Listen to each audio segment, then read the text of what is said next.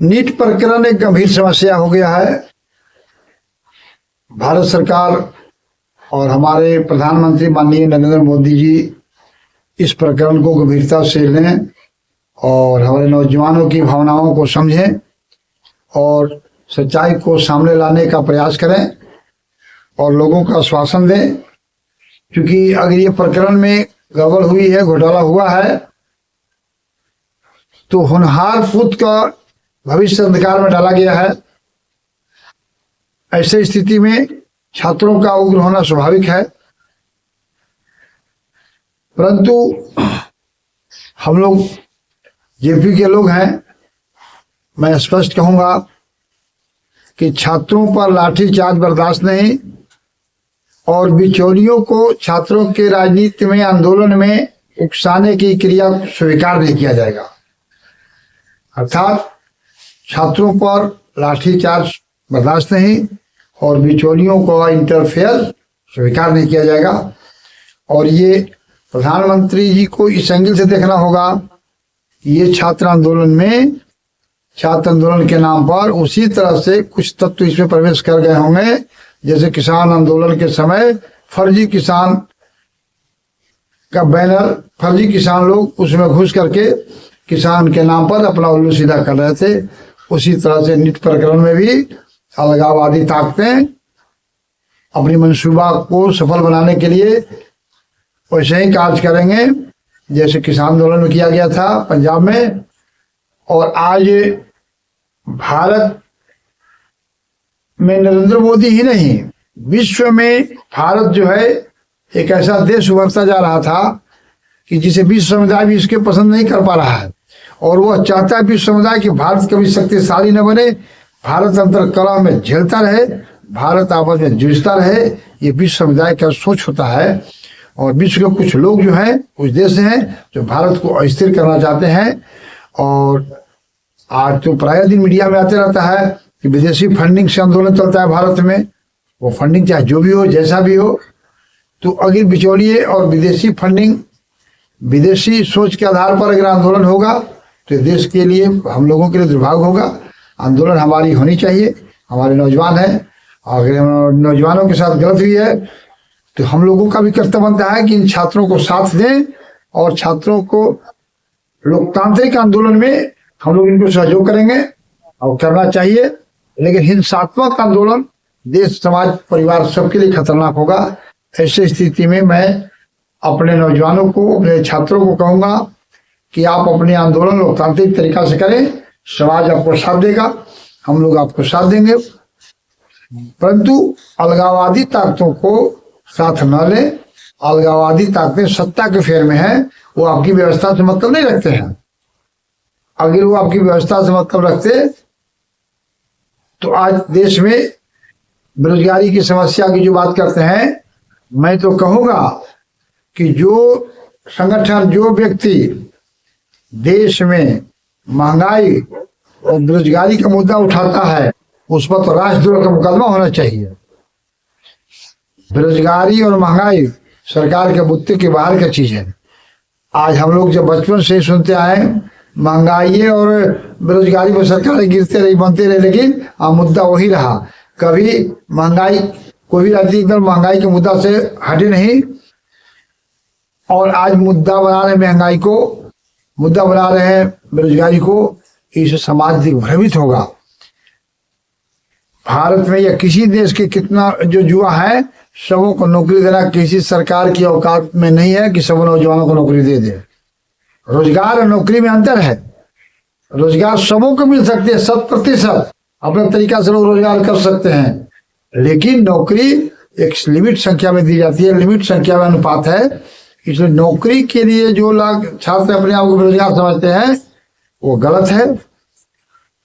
रोजगार की व्यवस्था में लगनी चाहिए, परंतु कभी कभी नौकरी के माध्यम में घोटाला होती है। कहा भाई तो 200 में 300 फर्जी पकड़े गए, सिल्वर ग्रुप पकड़े गए, फला पकड़े गए, ये गलत है। अगर मेधावी छात्र, होनहार पुत्र अगर हमारे आते हैं तो ये देश के लिए, समाज के लिए अच्छा होगा। और गलत लोग, सही लोगों की जगह पर गलत लोगों को अगर पास भी करा दिया जाता है, लोग जो पास करते हैं और सेटिंग गेटिंग के नाम पर नौकरी में आते हैं, वो समाज, परिवार और देश के लिए खतरा है, वो कभी कारगर नहीं होंगे। और ऐसी स्थिति में मैं चाहूंगा कि छात्रों के आंदोलन शांति तरीका से हो। छात्र अपनी बात को सरकार से, सदन से लेकर सड़क तक रखें। और सबसे अच्छी बात ये होगी कि हमारी न्यायपालिका इतनी सशक्त है, न्यायपालिका इतनी व्यवस्थित है कि कोई भी अगर गड़बड़ी हो तो जो आज अलगाववादी ताकतें, जो भी लोग छात्रों के आंदोलन को साथ देने के लिए तैयार हैं, वो थोड़ा अपना सहयोग करके न्यायालय के माध्यम से, न्यायालय में याचिका करना है, डिलीट करना है, जो भी करना है, न्यायालय भी अपना उचित कदम उठाएगा, न्यायालय उचित फैसला देता है। और न्यायालय के शरण में जानी चाहिए। और न्यायपालिका का हमारी एक ऐसा अभिभावक है, ऐसा गार्जियन है जो हर व्यक्ति के बात को सुनता है और हर व्यक्ति को बातों पर अपना निर्णय प्रकट करता है, जो शांति का प्रतीक है और स्थिरता के प्रतीक है। ऐसे स्थिति में मैं छात्रों से कहूंगा, निवेदन करूंगा कि समाज आपकी सही मार्गों पर, आपके सही आंदोलन में समाज आपके साथ है, हम सभी आपके साथ हैं। परंतु देश को अस्थिर न करें, देश को, समाज को टकराव की स्थिति में न रहे। लोकतांत्रिक तरीका से हम आंदोलन करें। और सरकार अगर गलत की है तो सरकार को भी खमियाजा भुगतना पड़ेगा। और सरकार से मैं चाहूंगा कि जो भी व्यक्ति इसमें है, चाहे सरकार के प्रिय हो, चाहे सरकार के विरोधी हो, जो भी इस प्रकरण को अंजाम दिया है, चाहे सरकार कर्मचारी हो, नेता हो, पदाधिकारी हो, जो भी हो, जिन लोगों ने इस आंदोलन को, जिस प्रकरण को अंजाम दिया है, भ्रष्टाचार को बढ़ावा दिया है, उनको कठोर से कठोर सजा दी जाए। और अगर घोटाला हुई है, गलती है, तो कानून है तो ठीक है, अगर नहीं है तो कानून बना करके इनको मृत्यु दंड की सजा, फांसी की सजा दी जानी चाहिए। जैसे कोरोना काल में दवाई नहीं था, तो जिन बीमारी कोरोना की दवा नहीं थी तो सरकार ने दवा बना के कोरोना बीमारी पर नियंत्रण किया।